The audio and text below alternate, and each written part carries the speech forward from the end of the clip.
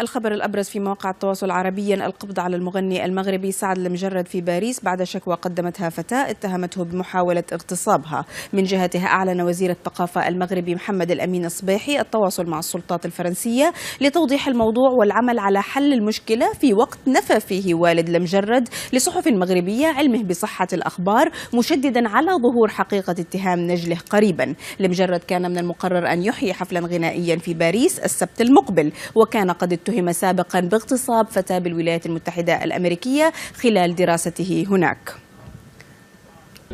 من باريس ومن أمام مركز الشرطة الذي يحتجز فيه الفنان سعد المجرد تنضم إلينا الصحفية حنان عبد الله. بنرحب فيك معنا يا حنان، واعطيني تفاصيل القبض على سعد المجرد. مساء النور، أهلا وسهلا. طيب، كما نقول ضروري أن نذكر هذه الجملة: المتهم بريء حتى تثبت إدانته. أكيد أن هذا الخبر يعني ولع كما نقول شبكة التواصل الاجتماعي، بل يعني هناك تجاذب في حيثيات هذه القضية، هل هي صحيحة أم لا. على أي فعلا سعد المجرد فقط للتأكيد هو أمام يعني معتقل لدى الشرطة الفرنسية في المقاطعة 17. أذكر فقط بأنه تفاصيل هذا الحادث يعني تقريبا ونسبيا غامضة، هناك تكهنات وهناك اعتقادات وهناك أمور كثيرة. المهم أن هذه الفتاة فعلا تعرضت للعنف. هل اغتصبت أم فقط تعنفت؟ الله أعلم. يعني حتى الآن لا يمكن الوصول إليها، ولا تريد يعني حتى التفاوض من أجل الحصول على مال، لأن الكل كان يقول بأن هذه التهمة ملفقة، ولكن الفتاة حتى الآن يعني رافضة مال، رافضة مفاوضات، وتريد فقط حقها أو لجأت للقانون في هذا الإطار. فرنسا لا تتهاون في قضايا المرأة خصوصا نعم. الاغتصاب. بس حنان أعطيني تفاصيل، هل معروفة جنسيتها؟ هل هي تعرضت للضرب؟ وين تلاقت؟ هل هي اللي بلغت الشرطة؟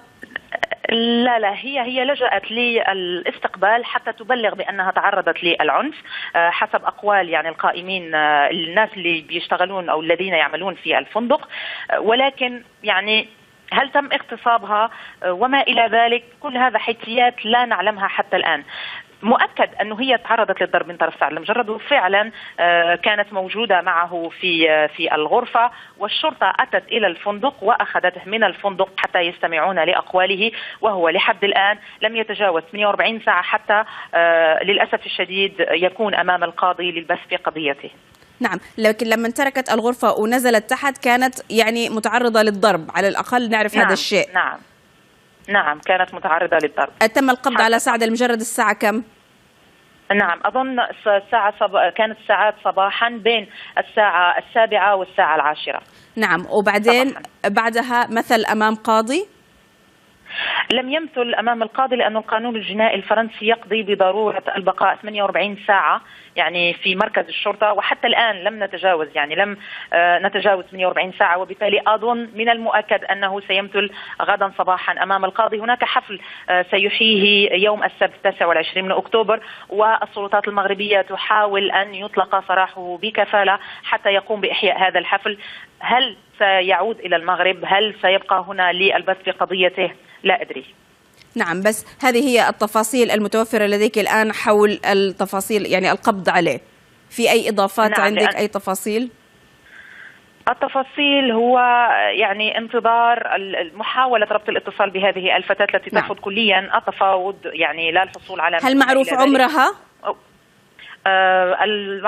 عمرها بصراحة غير معروف، فقط أريد أن أقول بأنه قد تكون، بل مؤكد بأنه عمرها سيتراوح ما بين 18 و 24 سنة بحكم المكان الذي تعرفا فيه والمكان الذي التقيا فيه، لأنه كان هناك عدد كبير من المراهقين والشباب الصغار يعني أصدقاء للكوميدي الفرنسي كيفا دامس وجاد المالح.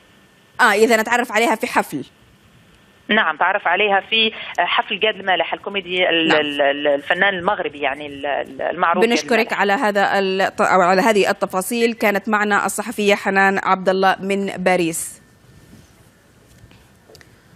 ولتفاصيل أكثر حول موقف الفنان سعد المجرد القانوني ينضم إلينا من باريس المحامي إلي حاتم. بنرحب فيك معنا يا إلي. إيش الإجراءات القانونية اللي بتواجه سعد المجرد الآن؟